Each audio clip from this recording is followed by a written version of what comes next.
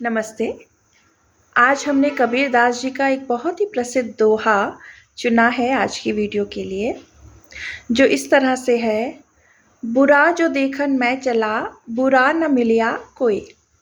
जब दिल खोजा आपना, मुझसे बुरा न कोई। ये कितनी सुंदर पंक्तियां हैं कबीर दास जी की।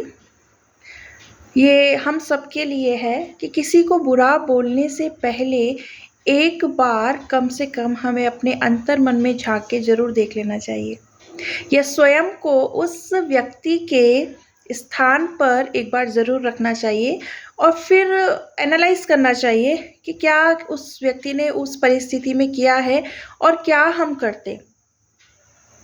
ठीक है ना? तो फिर पता चलता है कि वास्तव में वो व्यक्ति जिसकी हम बुराई कर रहे हैं, जिसको हम बुरा कह रहे हैं, वो सच में बुरा है या नहीं है। बुरा जो देखन मैं चला, बुरा न मिलिया कोई। जब हम बुराई ढूँढने लगते हैं, एक तो होता है कि बाहरी तौर से हम चाहते हैं किसी को बुरा बुरा, लेकिन सच्चे मन से एक बार बुरा ढूँढने निकलिए, किसी बुरे व्यक्ति को ढूँढने निकलिए, तो आपको उसको देखिए, उसको ऑब्ज़र्व कीजिए और फिर अपने आप को उसकी जगह पर रख के देखिए। फिर हमें लगेगा अरे ऐसा तो शायद मैं भी ऐसे ही करता, या कोई दूसरा होता तो वो भी ऐसे ही करता।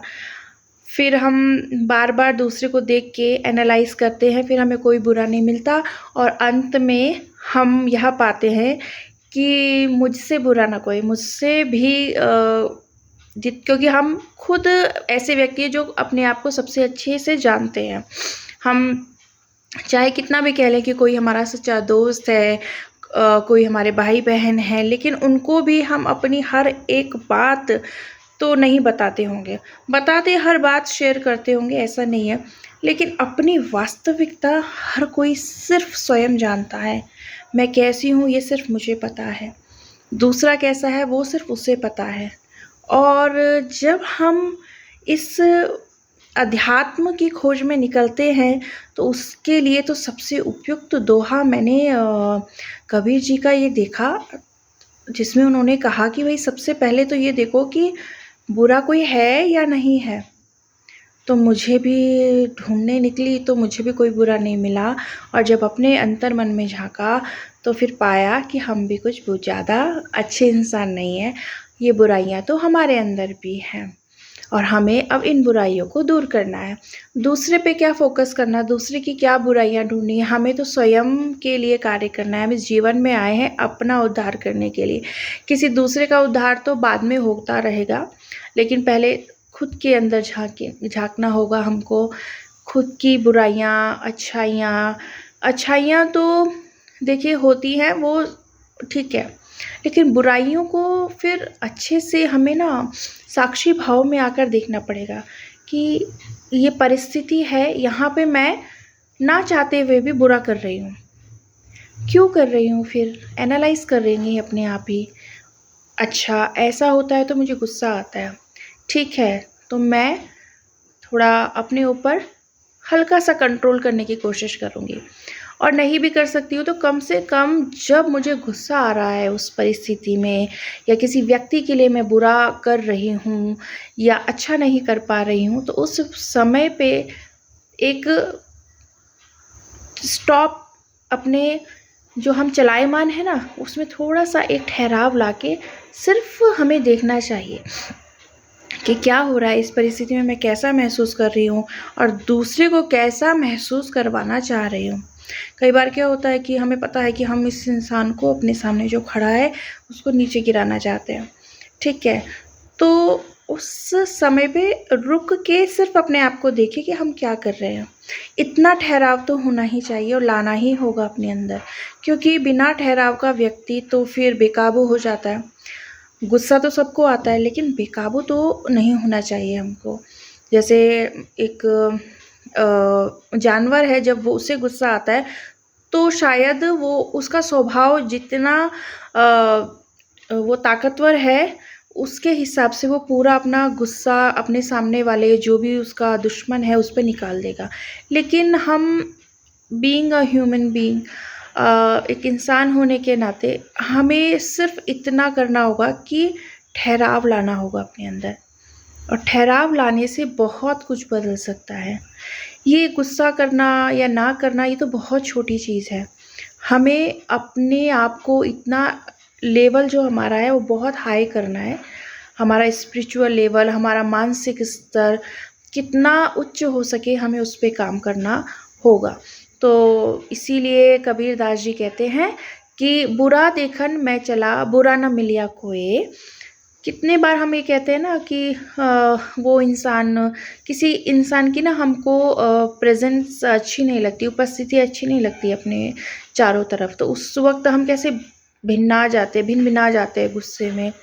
तो उस वक्त थोड़ा सा ठहर जाइए, क्या नहीं पसंद है उस व्यक्ति के बारे में, ज़रा देखिए, अरे ये ऐसा करता है, तो खुद से भी पूछिए कि मैं क्या करती हूँ, मैं कैसी हूँ, क्या मैं वास्तव में इतनी अच्छी हूँ कि मैं इस इंसान को देख के कहूँ कि इसका प्रेजेंस मुझे अच्छा नहीं लगता, ये मेरे आसपास होता है तो मुझे तो बहुत गुस्सा आता है। तो क्या हम उस लायक हैं कि हम किसी पे गुस्सा कर सके? एक बार अपने अंतर मन पे हमें उस वक्त झांक के ज़रूर देखना पड़ेगा, ठहराव लाना पड़ेगा, और ये ठहराव आएगा हमारे अच्छे साहित्य को पढ़कर, ये जो संतों की वाणियाँ उनको सुनकर। स्पिरिचुअल होने का मतलब मंदिर जाना और प्रार्थना करना ये भी है, लेकिन स्पिरिचुअल होना, आध्यात्मिक होना का मतलब ज़्यादा है कि जुड़ाव होना खुद से। मनुष्य होके हम किस हद तक अपने आप को उच्च स्तर पर रख सकते हैं, अपने मानसिक स्तर को, अपने व्यवहार को, अपनी वाणी को कितना उच्च बना सकते हैं, इस पर ज़्यादा महत्व दिया जाना चाहिए। ना कि पूजा पाठ बहुत ज़रूरी है, उसमें जितनी भी शास्त्रों में विधियाँ लिखी हैं वो बहुत ज़रूरी है, लेकिन वो भी हम तभी कर पाएंगे जब हमारे अंदर एक ठहराव होगा। उनको भी आत्मसात करना पड़ता है, पूजा की विधि को, भगवान के भव्य रूप को, भगवान की उपस्थिति को, भगवान की वाणी को मानना पड़ता है, और भगवान की वाणी अक्सर संतों की वाणियों से मेल खाती है। और बहुत ही हमारे जो संत हुए हमारे देश में, कबीरदास जी, रहीमदास जी, नानक हैं,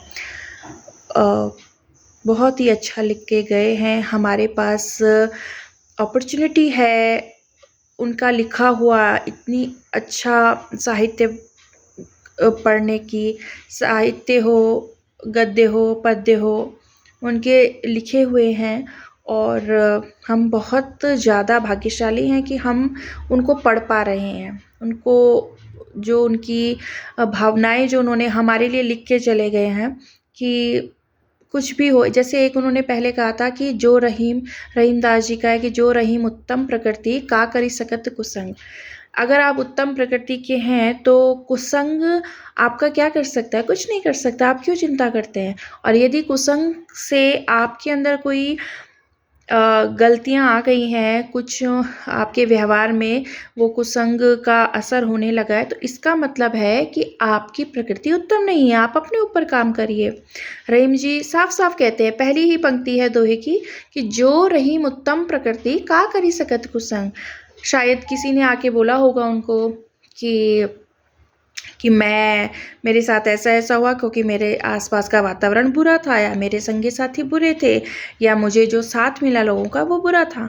तो इसका आंसर तो यही दे सकते हैं हम हर किसी को, कि अगर आप खुद उत्तम प्रकृति के हैं तो आपके साथ क्या हो सकता है, कैसे आपके अंदर किसी गलत इंसान का व्यवहार से आप अफेक्ट हो सकते हैं।